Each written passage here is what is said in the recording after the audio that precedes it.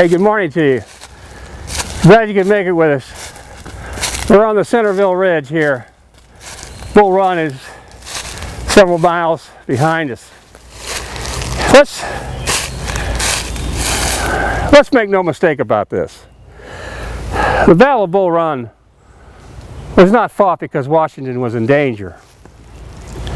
The Confederate forces occupying the line of Bull Run were standing exclusively on the defensive, protecting Virginia from Lincoln's invasion. Lincoln ordered the battle to happen as a means of pushing forward the momentum of war that he had instigated when he tricked the Confederates into bombarding Fort Sumner.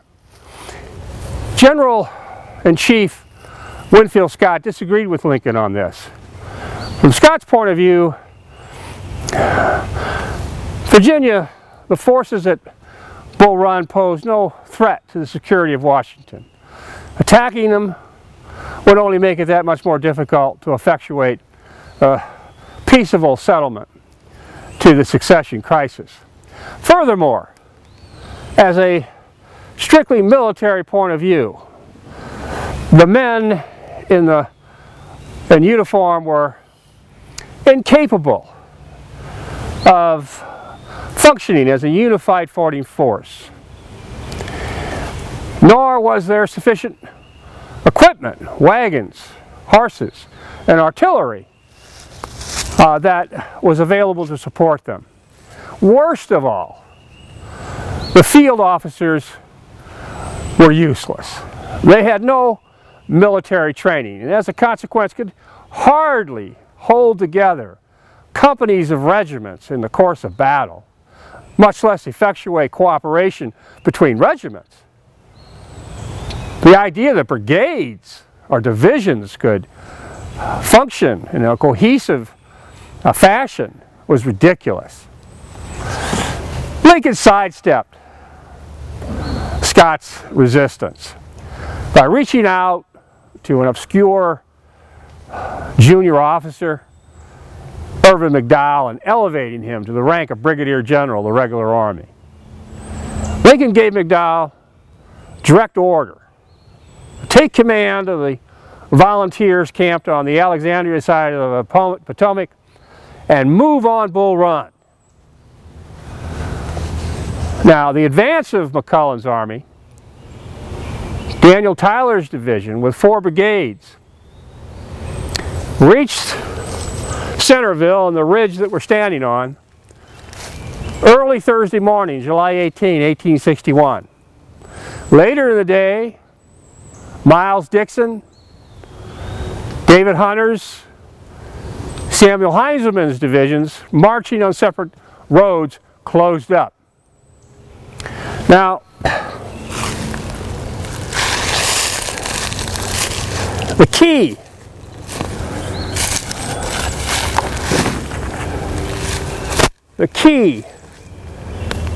to the Confederate position at Manassas, at Bull Run, was Manassas Junction, which is essentially where that red dot is located. The reason it's the key to the position is because 2 railroads, the Orange and Alexandria Railroad, coming up from the south, from Culpeper, from beyond the Rappahannock, meets the Manassas Gap Railroad that comes from the Shenandoah Valley across the Blue Ridge at that location. It's by means of those railroads that the military force that's defending Bull Run can be supplied. And without that availability of that railroad, the position cannot be held. Now, Irvin McDowell had 4 options. First, he could fortify this ridge that we're standing on and stand on the defensive. Second, he could hold the ridge with part of his force and march the main body south, cross the Occoquan River, and then move in the direction of Brentsville. The objective being to get across the Orange and Alexandria Railroad at a point west of Manassas Junction by moving essentially like that. Third,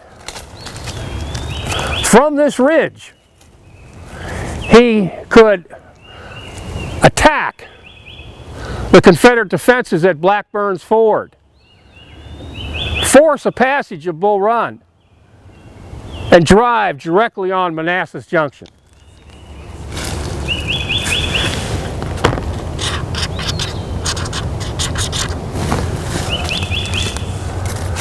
Fourth,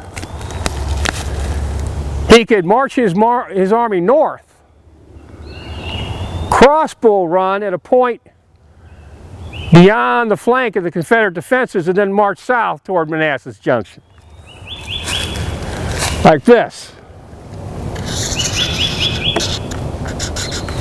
Now, let's examine the ground in light of the circumstances that McDowell was confronted with and see if we can agree whether he made the right choice. Of course, the key to the Confederate defenses on the line of Bull Run is Manassas Junction. That's the objective that McDowell has got to take. Let's go over to the map.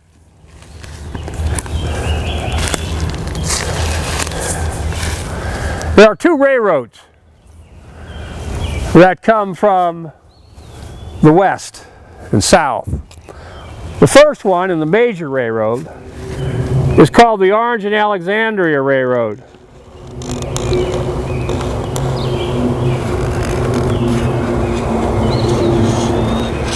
This railroad runs all the way from Gordonsville, Virginia, up through Culpeper, across the Rappahannock, and it meets the Manassas Gap Railroad that comes from the Shenandoah Valley, crosses the Blue Ridge Mountain, and joins right here.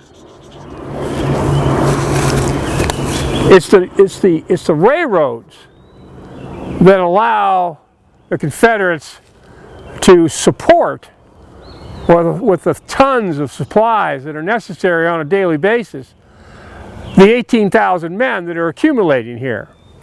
And later we're going to remember that one of the Confederate generals, Joe Johnston, used the Manassas Gap Railroad to bring to the battlefield a large force of infantry that had been in the Shenandoah Valley 60 miles away.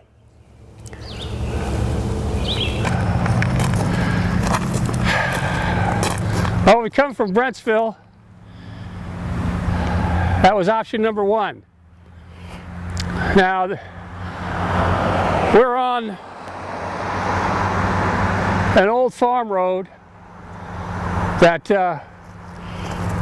T intersections with the Centerville, Warrenton Pike behind us about 50 feet. And we're going to go on down this road. We're going to look for Poplar Ford, which is probably about 2 miles down here somewhere. There should be another farm road, and we're going to take that, and we're going to try to find this ford that McDowell expected one of his two divisions, Heintzelman's division, to use as they approached and tried to go around the Confederate left flank. Now, for 2 days, Friday and Saturday, July 19th and 20th, McDowell procrastinated, trying to choose the option. He rejected number one for the reasons we've seen, and he went directly to number 4. And in that 2-day period, he ordered his chief engineer, John Baynard, to conduct an intelligent reconnaissance down this road looking for that ford, because his plan was to have David Hunter's division marching in the front, march about 6 miles down that road to Sudley Ford, which we'll see, and cross over the Potomac and then come down, cross over Bull Run and come down the south bank toward Manassas Junction. And as that was happening, he expected that Heintzelman would turn off and cross Bull Run so that the two divisions would meet and they'd have their wide space of farmland where they could deploy from a column into a battle line of about a mile wide, and in that formation move toward Manassas. But this Baynard, and all you have to do to grasp the reality of this is read John Baynard's official report, the report of a subordinate, a guy named Kingsbury, David Hunter's report, division commander, and Samuel Heintzelman's report. The four men testify to what happened. And what happened is nobody was waiting down that road to show Heintzelman where the cutoff was. And as a result, Heintzelman just simply kept marching, following Hunter all the way down to the Sudley Ford, so that instead of having that plan as I described, we now have one long snaking column trying to come back down. And the problem is going to be, it has to deploy into a battle line from a column. And now it's going to come into an open field and it's going to find itself stymied. See if we can find this ford.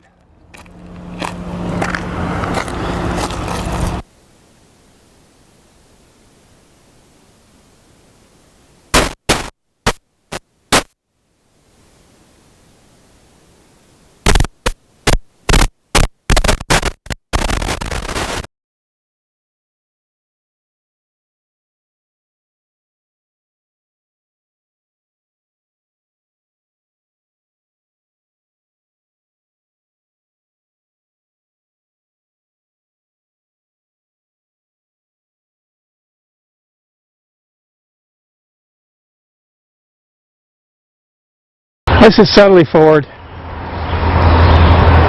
This is where Hunter's division crossed early in the morning of the 21st. Burnside's brigade leading,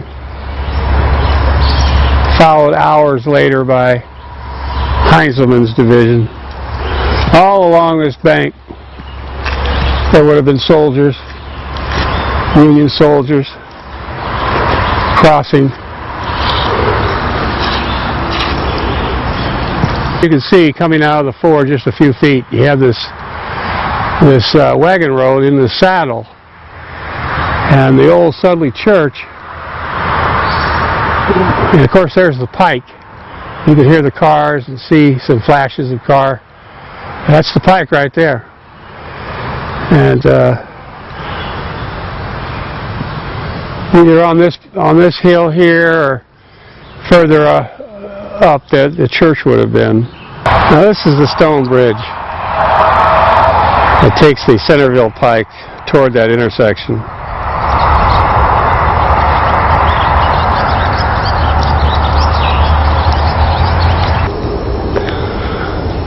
Now we've walked upstream from the stone bridge about 150 yards. Now the stream is fordable for infantry. The further up the stream we go, the narrower the width becomes and the shallower the water. So as long as there's not a great thunderstorm happening, this is certainly fordable. The problem is the artillery. Now, you know, across we have a little slough of some sort. But you know, farmer would use that slough, that kind of a thing, to get down with a wagon. But there's few breaks in the bank, and on this side, right now, it's pretty steep. So unless we get a ford further upstream, you're not going to get artillery across here. So one of the mistakes that was made was the idea of Sherman, who crossed the ford with his infantry, crossed the Bull Run with his infantry, like a quarter of a mile, half a mile upstream from the bridge. He should have turned south and immediately attacked whatever Confederate defenses were blockading that bridge, so that Tyler could get the rest of his division directly across, along with all his artillery, which is what's necessary. And that doesn't happen. Sherman does not march south toward the bridge. Instead, he marches west toward Matthews Hill, Buck Hill, and it comes into line with the rest of Hunter's division. I've just come down the slope of Matthews Hill. Burnside's brigade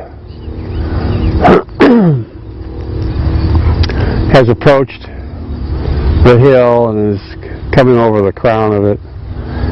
And down in this area here, the Confederates are waiting. The Confederates have come from about 1.5 miles away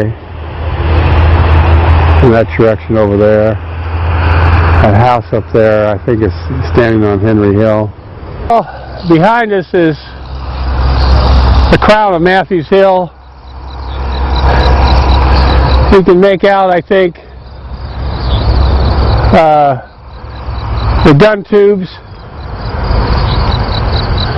That's the location of the Rhode Island Battery.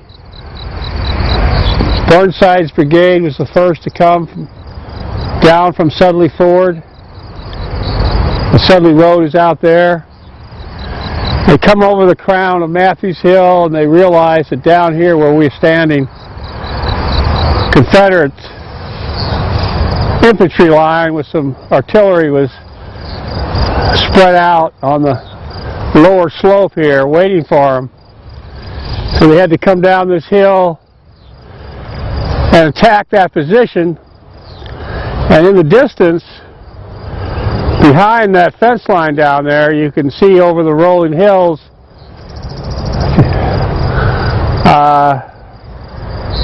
that's about 1.5 miles. You can see a house sitting up there on that other bluff, other hill. That's the Henry Hill. That's about 1.5 miles.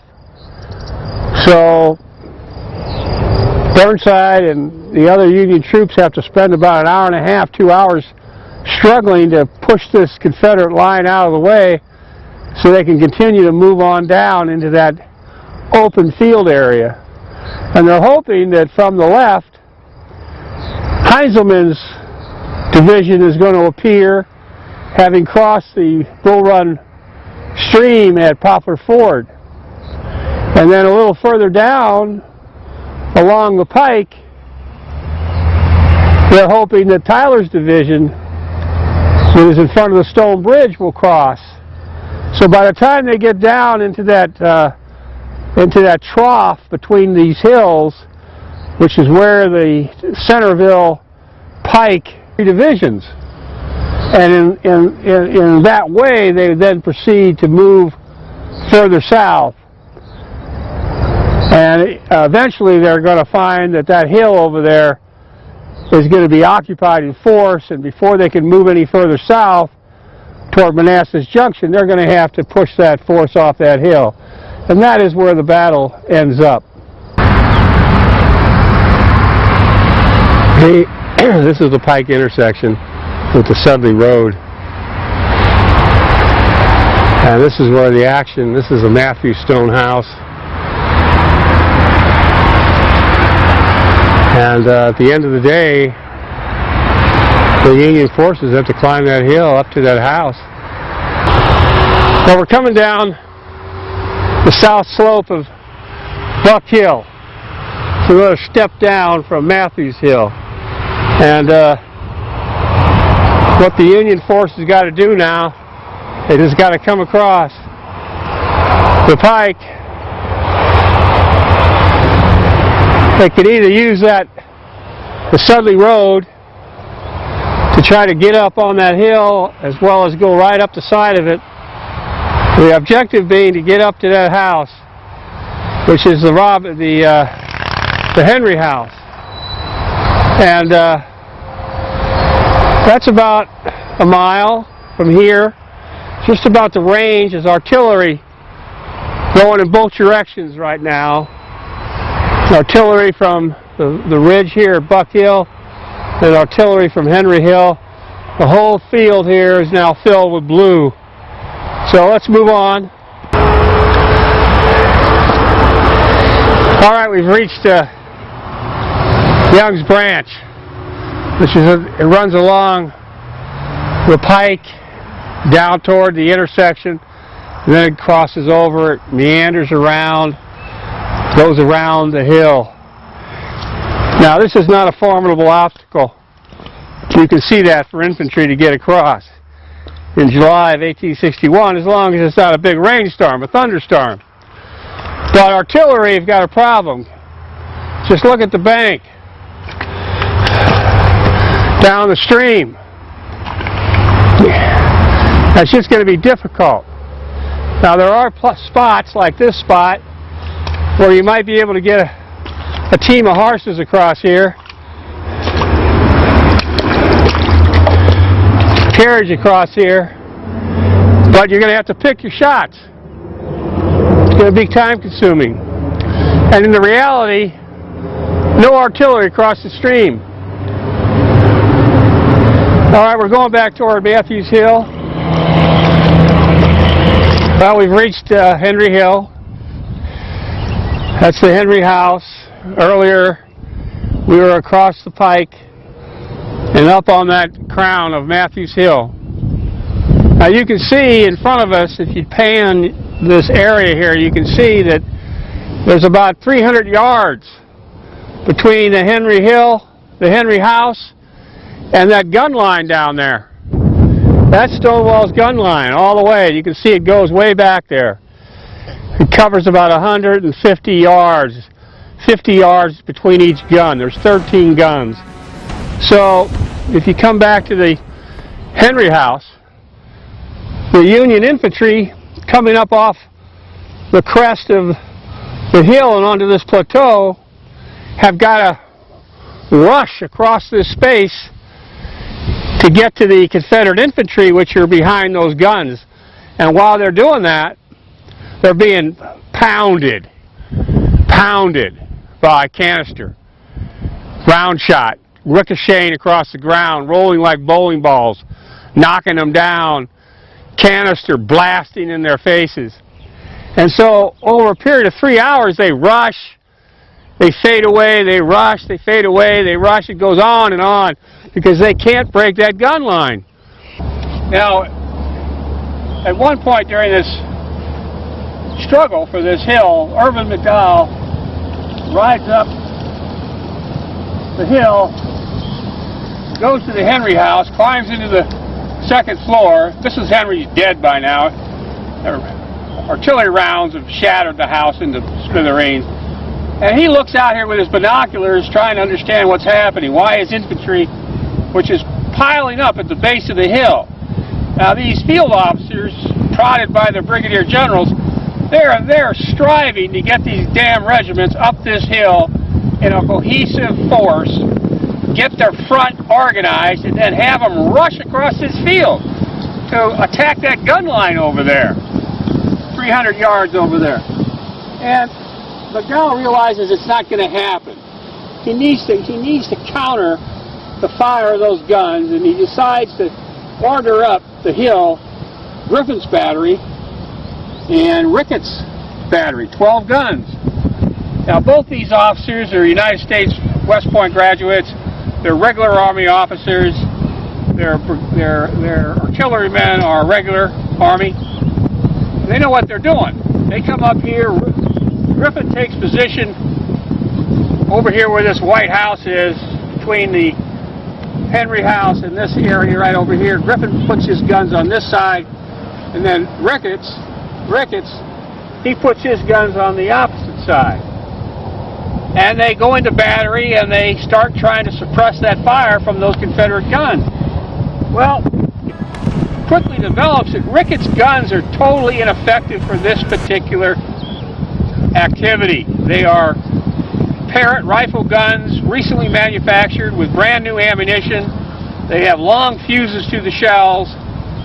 They just received these guns a couple of days before they marched out here to Bull Run. So though they're extremely experienced artillerymen, they are now saddled with entirely new weapons. They don't know how they operate, and they're just not effective on this short range of 300 yards. So the result is that the fire suppression does not happen. And on top of that, over here to our left, in this parking lot area, Virginia Regiment comes out of these woods over here and attacks Ricketts' guns. Just a volley, just a mass volley of 800 men throw lead into the cannoneers over here by this house that are manning these guns of Griffiths. Kill all the horses, kill all the men, and they actually get into the guns and start stealing the guns. The 1st Minnesota comes up into this parking lot and attacks the Virginians, and they fight for 15 minutes, hand-to-hand combat. 50 men die on each side in the battle, in the struggle. Finally, the Minnesotians fall back, the Virginians fall back, and then over the next hour and a half, there's a constant struggle in this parking lot. New regiments come up, face each other. The guns are captured, recaptured, captured, recaptured, until finally Ricketts' guns are now overwhelmed. The Confederates advance across the field with their infantry, and the Union turns tail. At that point, the entire Union front collapses, and a mad rout starts toward Bull Run. Now, the basic reason that's happening is that over on the other side of the Sudley Road, 2 more regiments are coming up from Joe Johnston's force. One of them is Esley's brigade, and the other one is Jubal Early's brigade. And they confront the last remnant of the right flank of the Union front, Howard's brigade, and they drive it back in disorder. And the men up here on the hill realize their rear is being turned, their flank is being turned, that the enemy is getting in their right rear, and so that's when they collapse, when they realize that's happening. The officers can't hold them in place. The men just run like mad down, across the plain, down the slope of the hill, and they just stream toward Bull Run in a mad dash. And the battle ends with the Confederates in possession of this hill, and of course they pursue, and the Union Army, to its shame, runs back to Washington.